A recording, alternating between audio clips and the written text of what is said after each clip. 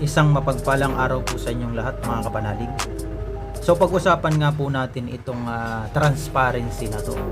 Meron kasing isang kasamahan natin, request niya kung pwede daw ipaliwanag kung ano yung transparency. Well anyway, ang transparency po kasi, ito po ay napakagandang katangian ng tao, no? From outer nakikita mo pati yung inner niya, no? Bakit makikita? Kasi kung nagtataglay ka ng katangian na to, mailalatag mo sa kanila lahat ng plataforma mo, lahat ng mission mo, lahat ng gusto mong mangyari, maipapakita mo sa kanila. Okay? Ngayon kapag kamay hindi ka nagustuhan doon sa ginagawa nila, pwede mong itap agad yun.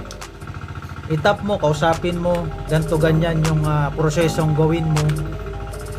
Nang sa ganon, makuha niya, masundan niya yung plataforma, yung mission na gusto mong mangyari. Okay? Yun po ang pinakamaiksing paliwanag kung ano yung transparency. Ngayon, kung hindi mo taglay yung transparency yung tinatawag, okay? Merong mga mission na ibibigay sa inyo. Nag-failed ka or nag-failed yung team mo. Na may problema kasi.